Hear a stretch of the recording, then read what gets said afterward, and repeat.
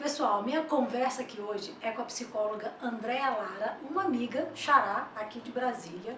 Ela trabalha e é sócia na Clínica Sinapse.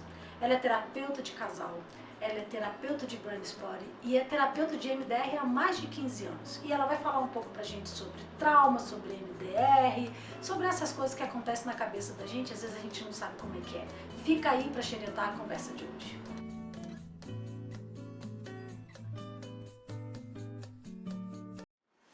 Bom, hoje eu estou aqui com a minha amiga e xará, Andréa, né? E a gente vai falar um pouco sobre trauma hoje, né?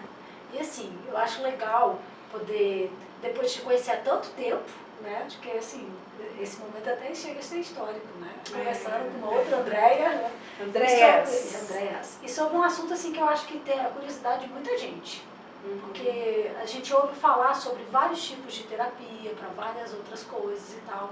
E sempre que a gente fala de MDR, sempre que a gente fala de uma terapia assim, revolucionária e diferente, muita gente ainda não sabe o que é, porque é muito recente. Né?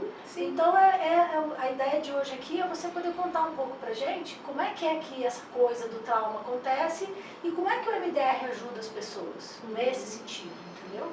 Para a gente falar de trauma, claro que a gente tem que definir trauma, mas é importante a gente entender que para muitas pessoas o trauma tem que ser uma coisa muito importante, uma coisa muito significativa.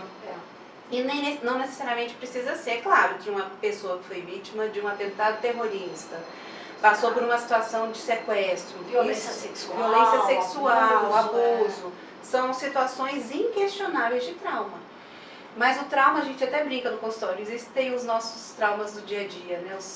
Que são pequenas situações, pequenos eventos que, dependendo de cada pessoa, tem uma repercussão diferente. Então, não é porque para uma pessoa alguma coisa foi extremamente significativa, marcante, que para outra, né? Então, podem ser coisas simples, sei lá, até presenciar alguma coisa na rua, alguma situação no trabalho, uma e o relação trauma, abusiva. O trauma não precisa necessariamente ter acontecido comigo. É o que a gente chama de trauma vicário, trauma vicariante, que é aquele trauma que eu sofro por ter visto alguém, por ter visto a vítima sofrendo algum tipo de evento inesperado, né? Para a organização, a Associação dos Psicólogos Americanos, a Associação Psicológica, né, americana, eles colocam que o trauma é qualquer evento, qualquer reação emocional para um evento inesperado ou um evento terrível. Mas esse terrível a gente pode contextualizar também, porque muitas vezes é um dia a dia, algumas situações... Uma situação comum, né, do cotidiano. É porque assim, às vezes quando a gente fala de terrível, a gente também tem que pensar que tem a ver com a pessoa que está vivenciando. Terrível para aquela mim pessoa. Não é terrível, mas para o outro é. Sim. Então não importa se é uma coisa que parece simples ou pequena para o outro. Porque não tem como a gente dimensionar a dor do outro. Exatamente. E para falar de trauma é muito importante a gente falar de resiliência. E o fator de resiliência é muito importante para eu entender o que é um trauma para mim e o que é um trauma para o outro. Então, dois irmãos que acompanham uma doença terminal de um familiar, um pode desenvolver um trauma e o outro não necessariamente vai desenvolver. E de repente não da mesma forma. Né? E não vão reagir da mesma forma. Por isso que eu acho que assim, abrindo um parênteses, né, às vezes as pessoas julgam muito quando veem pessoas reagirem a uma situação, sei lá, de morte, de perda na família, e falam, fulano parece que nem ligou, né? E o outro está se acabando, já passou tanto tempo e ele ainda está nisso. Na nossa cultura latina, você demonstra amor, por exemplo, quando perde um parente, se você chora muito, se você sofre muito. E não necessariamente precisa ser assim. E do outro lado, eu já tive casos de pacientes que o seu luto não foi ouvido. Por quê? Porque era o luto de um cachorrinho que morreu. Uma coisa que e era um cachorrinho muito querido e se foi depois de 15 anos. E muitas vezes essas pessoas não podem chorar esse luto. E aí a gente desenvolve uma situação de trauma por não ter resolvido aquilo ali, não ter sido acolhida aquela dor, né? Então fica claro que assim, é pessoal, né? É subjetivo, é de cada um. É pessoal e intransferível. Exato. E aí quando esse trauma, essa coisa, seja uma coisa grande ou pequena, ela acontece, né? Como é que isso marca a pessoa? Então vamos lá. A gente fala de trauma de evento único, que é um atentado terrorista, um sequestro relâmpago, um abuso, uma violência, um estupro, por exemplo. Trauma de evento único. E traumas que a gente chama de complexos, são traumas que a pessoa passa por essa situação várias vezes, às vezes até durante vários anos. E são manejos diferentes. E as formas como as pessoas reagem também são diferentes, né? Então, a gente vê situações traumáticas que as pessoas têm reações físicas e reações emocionais. As físicas, a princípio, elas são mais visíveis, são mais perceptíveis, né? Porque é um choro muito compulsivo, alteração no sono, alteração no peso, Crises de pânico, por crises de exemplo. pânico, de ansiedade, começa a faltar no trabalho, ou se é um adolescente, começa a ter um desempenho menor na escola. Então são sintomas que são visíveis, você percebe isso. Só que os sintomas emocionais nem sempre são perceptíveis, nem para a família, ou a escola, os colegas, no trabalho. E para a pessoa, também não. Às vezes a pessoa não entende isso. O que está acontecendo. Tem gente que não associa, né? Diz, não, mas não tem nada a ver, isso daqui não tem nada a ver com o que aconteceu, né? Com o fato. Tem gente que nem percebe que aquilo tem a ver. Por isso que eu acho que a gente, como psicólogo, a gente tem um compromisso muito grande com a psicoeducação. Que é explicar para as pessoas, primeiro, que os sentimentos eles são diferentes, as formas de reagir são diferentes, e tudo bem reagir daquela forma. É que essa coisa do nada a ver, nada a ver mesmo, entendeu? Nada a ver mesmo. Exato. Ou, isso aí é uma coisa boba. Você vai chorar por isso? Exato. Você tá triste só por isso? Minimiza muitas vezes. Entendeu? Porque não encontra uma acolhida e não conhece sobre a psicoeducação, não conhece o lado emocional. E nem sobre trauma, né? E muito menos não sobre consegue trauma. reconhecer. Porque quando a gente tem um trauma, vamos dizer assim, fisiológico, né? Então, eu bati, machuquei. Então, né, a gente também chama de trauma, né? Mas é visível, né? Então a gente vê que quebrou, vê que tá machucado, que tem hematoma, aí a pessoa vai tratar, porque sente dor. Mas os traumas emocionais, eles vão aparecer outros sintomas que às vezes você passa despercebido. E pode não aparecer naquele momento. Também então, se eu quebro um braço, vai aparecer na hora, né? Na sua quase totalidade. Exatamente. Mas os traumas emocionais, eles podem trazer os sintomas depois de um tempo. Sabe o que você está me lembrando? Uma entrevista que eu fiz com uma outra amiga aqui no canal, falando sobre a questão do corpo, né? Como é que o corpo e as emoções estão conectadas. E ela fala disso. Que às vezes ela vai trabalhar questões fisiológicas e isso dispara um monte de toxina no corpo. Porque fica também, quando atinge o corpo, também fica tipo congelado ali, sabe? Sim, congela mesmo. Entendeu? Né? E aí quando ela começa a trabalhar, ela falou assim, ela até usou uma, que fez a fisioterapia do amor, assim, que foi só 10 minutinhos, mas a pessoa no outro dia ficou super mal. É bem interessante você ver que não é só as emoções, o corpo também trabalha assim. É a nossa maneira, né? E o corpo, por mais clichê que isso pareça, mas o corpo fala. A gente é que não tem uma cultura de olhar para o corpo para entender o que esse corpo está me dizendo. Então, uma dor no estômago, uma dor de cabeça recorrente, e não é só tomar um remédio para resolver aquela dor. Muitas vezes ela está ligada com uma emoção que a gente ainda não conseguiu identificar. Começou, né? Quando começou e quais os disparadores no seu dia a dia. Porque a gente cresceu, e acho que vale a pena ressaltar para as pessoas que assim, com uma cultura de que quando eu tenho alguma coisa que é psicológico, não é nada. Não é nada. Né? Porque assim, a gente vai ao médico e fala, o médico fala, não, o senhor não tem nada, é psicológico.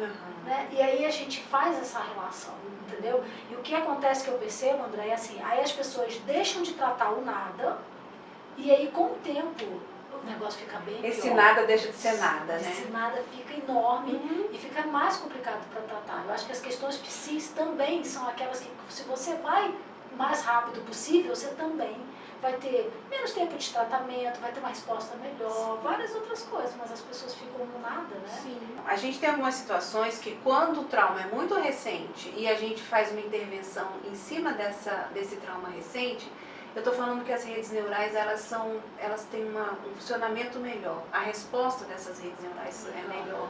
Por quê? Porque tem menos tempo, né? E alguns países, eles já têm um tratamento de intervenção para trauma psicológico no pronto-socorro dos hospitais. Nossa, quando chega isso no Brasil? Pois é, vamos pegar aqui umas décadas, né? Mas enfim, para a gente não instalar um trauma, para um evento recente, eu já faço uma intervenção Ali no mesmo. pronto-socorro e já começo o acompanhamento psicológico já no pronto-socorro. Então você imagina isso a médio e longo prazo, o quanto que o paciente, a saúde mental, ganha com esse tipo de olhar. Mas assim, você falando isso, eu já tive experiência no consultório, mas não sei, você também, de pacientes que vieram logo assim mesmo, do sucedido. E aí a gente fazer um trabalho, né, que é o que eu quero que você conte um pouco do trabalho do MDR, fazer um trabalho com o MDR em poucas sessões. E você ter um resultado muito bom. Mas assim, sim, um trauma muito diferente é quando o paciente vem de um trauma de 20 anos atrás e ele quer trabalhar, e ele chega para trabalhar em MDR. Aí eu percebo que tem assim, um caminho mais longo a percorrer. Eu já peguei pacientes com trauma de 50 anos atrás. Nossa. Lindas histórias. Mas resolveu. Sim, resolveu de uma maneira poética, linda. Que legal. Então a gente tem essas experiências e eu acho que o importante aí é a tal da psicoeducação. Eu não preciso passar 50 anos sofrendo para poder resolver. Então, se a gente tiver uma forma de mostrar para as pessoas que sim, é possível tratar trauma e é possível ficar livre do trauma. Isso, e viver uma vida melhor. Viver uma vida mais melhor, leve, leve, feliz, produtiva, sem aquele trauma. Porque um dos efeitos do trauma é deixar o paciente, o cliente, preso lá no passado, naquele evento. Então, uma parte do cérebro fica naquele evento. E tanto fica naquele evento que quando a gente abre essa caixa, as reações físicas vêm. Todas vêm. As reações emocionais, então aquele choro. E é muito comum as pessoas relatarem que eu sei que aqui não estou mais lá. Mas aqui eu sinto como se eu tivesse. Então tem gente que chora como se tivesse acontecido ontem, como se um tivesse evento que acontecendo. aconteceu há 20 anos atrás. Uhum. É uma coisa... E quando a gente vai tratar esses traumas, às vezes a gente precisa fazer um manejo especial, porque a reação é tão intensa que a gente tem que trazer aquela pessoa para o presente. Olha, você está aqui, eu estou com você. Porque ela vivencia aquilo. Como se ela estivesse naquele momento. Conta pra gente um pouco então, como é que é o MDR? Você já está falando um pouco, né? Assim, dando uma pincelada, mas como é que o MDR trabalha essa questão do trauma, entendeu? Como é que é o procedimento? Conta um pouco pra gente sobre o MDR. O trauma, o MDR, ele é uma quebra total de paradigma dentro da terapia, da psicoterapia. Porque a gente durante muito tempo teve uma influência, mesmo não sendo psicanalistas, a influência da psicanálise de Freud. O que acontece na psicanálise? A cura é pela fala. E aí essas terapias de reprocessamento que vieram depois do surgimento e das descobertas da neurociência, elas entenderam que não necessariamente eu preciso falar do que aconteceu. Porque quando eu falo, muitas vezes eu revitimizo aquela pessoa. O que significa? Lembrar daquele evento, descrever, e dependendo da situação, é uma pessoa que já descreveu para um policial, já descreveu num tribunal, na frente de um juiz, para um médico, para assistente social. Então, ficar falando isso pode criar novos problemas, novos traumas. A forma como foi acolhido, a forma como o outro reagiu, isso também a gente fala de trauma. E a terapia de MDR, ela vem para a gente reprocessar o cérebro. Então, o cérebro, ele tem a capacidade, assim como o nosso corpo tem um machucado e a gente consegue fazer uma cicatriz, o cérebro também tem essa capacidade. De vez em quando, eu brinco no consultório, de vez em quando o cérebro dá uma bugada. E aí, essa bugada, que é a hora que o MDR intervém. A bugada é porque ele devia ter sarado o negócio e não sarou. Isso. Entendeu? Porque aí, o natural do nosso cérebro é que ele processe naturalmente essas memórias, e essas memórias ficam armazenadas de uma maneira funcional. Ele faz isso durante a noite, quando a gente está dormindo. Então, o pessoal entra no sono e aí o cérebro começa a trabalhar. No sono, a gente faz isso de uma maneira mais intensiva, mas a gente tem outras formas de processar. Então, quando o paciente vem com alguns pensamentos, ele pode usar muito o cognitivo, ele pode usar muito o corporal para processar isso. Então, existem várias formas do nosso cérebro fazer isso. O sono é o mais intenso, é o mais reparador, a gente sabe disso. E o MDR, ele vem para justamente a gente conseguir trazer o paciente para esse momento do sono, o funcionamento do cérebro como se ele estivesse no sono REM, que é o sono do movimento rápido dos olhos. E esse sono é o sono mais profundo e é o sono que a gente fala que, por exemplo, ajuda a memória, consolida a memória, a aprendizagem vem nesse sono. Então vale a pena destacar aqui hoje que dormir bem é muito bom para a saúde. Hashtag fica a dica, durmam. Durmam bem para a memória, para poder ter, processar os traumas, Sim. os eventos ruins durante o dia. Antigamente era muito comum que as avós, as tias falavam assim, vai dormir o soninho da beleza, vai dormir o sono para você ficar inteligente. Criança tem que dormir cedo para poder ficar inteligente. Tudo, até dorme que passa. Amanhã passa. E de alguma forma tem uma sabedoria nisso mesmo. Mas então o que acontece com o MDR? O MDR é uma técnica que vem, é uma abordagem mesmo, né? Porque não é só uma questão de protocolo, tem todo um posicionamento diante do trauma. O MDR vem para ajudar esse cérebro a reprocessar e ressignificar aquele evento ruim. Não é que a pessoa vai esquecer. O MDR às vezes é muito confundido com hipnose. Não é uma hipnose. A pessoa não é hipnotizada. A pessoa ela tá não é hipnotizada. Do que tá acontecendo com ela. O terapeuta não vai induzi-la a nada. É o contrário. O terapeuta acredita e sabe da habilidade do cérebro de reprocessar isso. E o que a gente faz é ajudar esse cérebro a voltar para o trilho e fazer o que ele sempre fez, desde que a pessoa nasceu. E se a gente pensar em termos de humanidade, há séculos que a gente sabe fazer isso. E diz pra gente, então, o que é que significa mesmo essas siglas do MDR? O MDR é uma sigla em inglês que para o português ficou dessensibilização e reprocessamento a partir dos movimentos oculares. Então é quase que reproduzir os movimentos que a gente faz durante o sono REM. O sono REM é uma das bases que a gente tem do MDR, né? Porque a partir de protocolos a gente consegue colocar o paciente numa situação, o cérebro fica pronto, uma prontidão cerebral, para que a partir de um aparelho visual, que a gente chama de estimulação visual, um aparelho tátil, onde a gente vibra alternadamente, ou música, são várias formas de a gente fazer essa bilateralidade do cérebro. Então, a partir disso, a gente entra num momento em que o cérebro ele reproduz os movimentos oculares durante o sono REM. E aí, durante esse momento, a gente fala que o cérebro vai estar processando. Ele vai estar processando aquele conteúdo. E aí, a gente abre aquele protocolo com um trauma, com um evento, e o cérebro vai, a partir desse evento, ele vai trilhando as redes neurais que foram construídas. Ele vai sozinho, não é que ele vai induzido por você. A gente não induz, a gente não sugere, o paciente não fica em nenhum estado alterado de consciência. Ele pode parar a hora que ele não estiver sentindo confortável. Sim, então a gente tem o trauma, aquele evento que a gente vai trabalhar, e é uma terapia focal, a gente vai trabalhar aquele evento, aquela imagem, né, aquela lembrança perturbadora. E o cérebro sozinho, depois da gente colocá-lo nesse trilho, através das técnicas, né, através de protocolo, ele sozinho vai trilhando essas redes neurais que foram construídas, limpando essas memórias. Legal. E o cérebro faz isso de uma maneira maravilhosa. É o que ele sabe fazer. É o que ele sabe de melhor fazer. Quando a gente tem um trauma, ele fica armazenado de uma maneira bruta. Então é como se a gente pegasse aquele evento, guardasse numa cápsula sem processar. É diferente, por exemplo, de uma lembrança positiva. Quando eu fui pra praia, foi divertido, eu lembro de um picolé, lembro do cheiro do queijo coalho. São lembranças positivas e lembranças funcionais que a gente tem. Quando tem um trauma, eu vou guardar o bruto que aquele cérebro guardou, vivenciou e não conseguiu processar.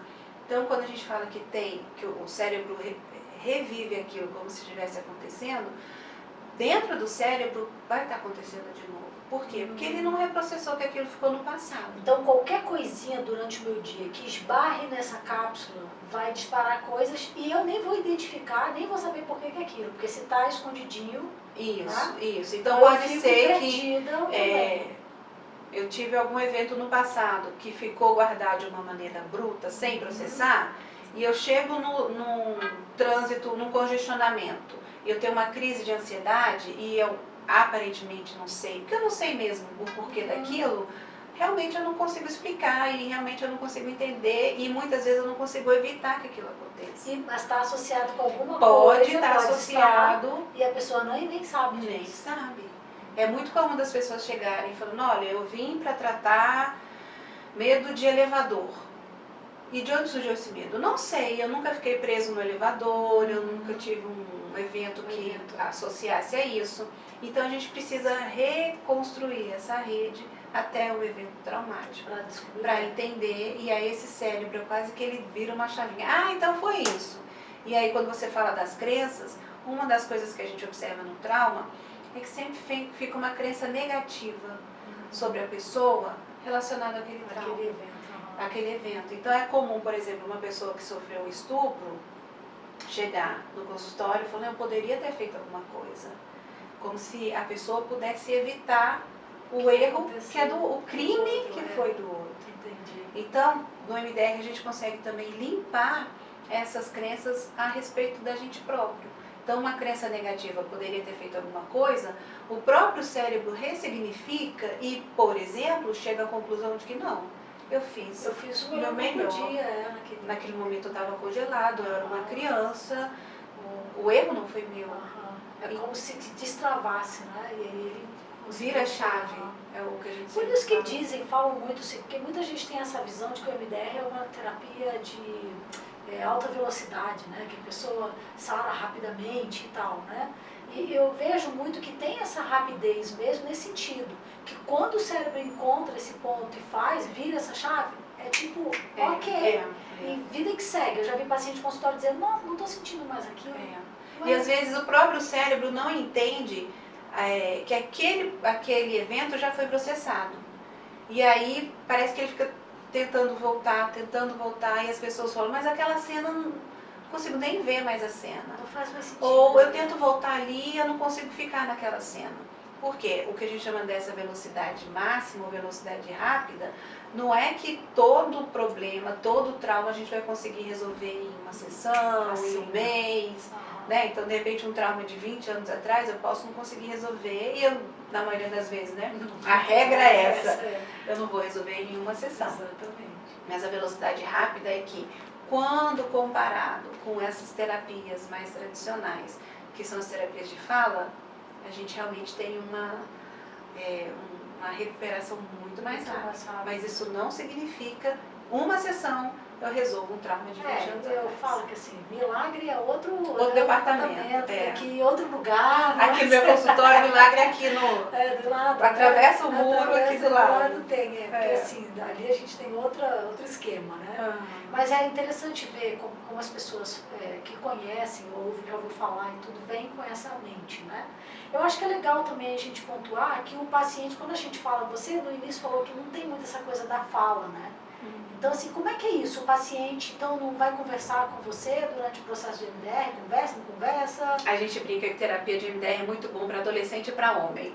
Por quê? Porque são duas populações muito difíceis de falar. Exatamente. Mas o que acontece? Não é que pela fala você vai resolver. Como Freud colocava, né? A cura pela fala. A cura acontece aqui. E quando chega aqui, já processou. Então, a sequência não é a fala e o pensamento. A sequência é pensamento e aí vem a fala. Então, muitas vezes não é o blá blá blá que vai estar resolvendo aquilo. Eu preciso resolver. Até porque a gente está falando de áreas diferentes, né? Áreas correlatas, mas são funções diferentes do cérebro. Então, quando eu vou falar, eu preciso desligar algumas coisas para poder falar. Quando eu estou reprocessando aqui, eu não preciso acessar isso aqui. Então vem aqui. Às vezes a gente fala e realmente a gente vai acompanhando com essa pessoa o reprocessamento. Então a gente faz os movimentos oculares, checa como que esse paciente está e realmente tem uma troca. O que aconteceu, o que você pensou. Porque você não lê mente, né? Então assim, você vai precisar desse retorno do paciente. E a ideia é essa. Qual é o objetivo? E aí, o que aconteceu? O que está... para o paciente poder... Para eu, como profissional, checar como que está sendo o andamento desse cérebro. Então, a fala, ela passa para um papel coadjuvante. E o cérebro assume o papel principal durante esse reprocessamento. E eu acho que vale a pena destacar que assim, a gente não está aqui nem criticando, nem dizendo De que a terapia jeito nenhum. pela fala não é eficiente, não é Sim. isso. A gente está dizendo que o MDR trabalha sim e é uma forma diferente. E eu acho que assim, é uma ferramenta também que a gente pode usar para situações onde a fala, por exemplo, não está dando jeito. Às vezes eu tenho questão, paciente que né? veio pelo MDR, mas ele chega aqui e fala assim, não, hoje eu quero falar. Exato. E aí, respeitosamente, a gente tem que ouvir, né, e acolher essa demanda. E sim, vamos falar sobre o quê? Andréia, tá muito legal a conversa, A prosa. mas me diz aqui, qualquer pessoa pode fazer MDR, qualquer profissional pode aplicar MDR, Pois como é. que é esse negócio do MDR? O MDR foi criado por uma americana, então segue alguns protocolos bem americanos, né, um jeito, né, do MDR. Então, antes de começar o MDR, a gente tem alguns inventários, alguns questionários que o paciente vai responder. E antes, realmente, no consultório, a gente começa a fazer alguns exercícios de desenvolver algumas formas de autorregulação. Então, se é uma pessoa que vem com uma demanda, um trauma muito complexo, a gente sabe que não vai começar na primeira sessão do MDR. Então, desenvolve Essa é uma exercícios. informação importante, porque tem gente que chega e já não, mas ela nem fez MDR comigo. E aí já acha que na primeira sessão a gente tem que fazer, né? Quem vai avaliar isso é o profissional. É o profissional, que vai, né? Então não dá para ser qualquer profissional. A gente tem formações muito sérias, muito bem reconhecidas, muito bem avaliadas mundialmente aqui no Brasil. Legal. Então o paciente vem, responde esses questionários, o terapeuta em uma, 2 sessões faz essa avaliação para ver até quanto que esse paciente consegue enfrentar, né, com o MDR. E aí sim, ele vai explicar, vai ser treinado para entrar dentro de um reprocessamento de MDR. Não é chegar na primeira sessão, já começa com MDR e daqui um mês eu saio tendo alta. Não existe isso. E não deveria existir. Com certeza. E o profissional são profissionais da área de saúde, médicos e psicólogos, que têm que fazer uma formação, e é uma formação... Então médicos também podem fazer formação Médicos que tenham um histórico, né, na área de saúde mental, então eles podem sim fazer.